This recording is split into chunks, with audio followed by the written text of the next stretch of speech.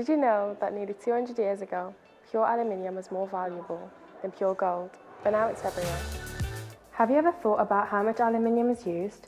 Aluminium is the third most abundant of all elements. It is used in your everyday life, from being in your kitchen, in foils, utensils and cans, all the way to cars and aircrafts. But why? Aluminium is very lightweight and strong, and it doesn't rust like iron. But where does aluminium actually come from? They are mainly found in these type of ores. Here's an example of bauxite. However, these are not pure, as they contain aluminium, silica and iron. Therefore, the aluminium needs to be extracted. We'll start off with the Bayer process. This is where the bauxite is crushed and treated with sodium hydroxide solution between 140 to 240 degrees Celsius and about 35 atmospheres. This would then allow the aluminium oxide to react to form sodium tetrahydroxyaluminiate. That's this. The solid impurities which form a red mud are filtered out.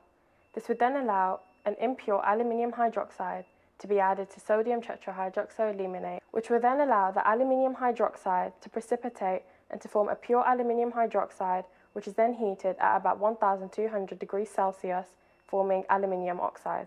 But that's not all, because after the Bayer process is electrolysis.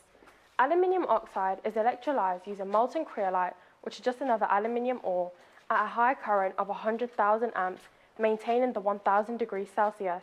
Then, pure aluminium is finally extracted.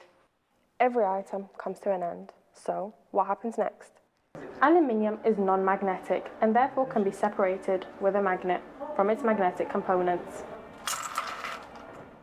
These in here are the aluminium. Aluminium is shredded and stripped from its color, melted and remade into something else. For example, a recycled can be in the shelves in about 6 weeks. Recycling requires 95% less energy than extracting aluminium from its ores. 70 million tons of bauxite residual is emitted each year. That's equivalent to 7,000 Eiffel Towers. 180 billion cans are used each year and are each infinitely recyclable. So, play your part.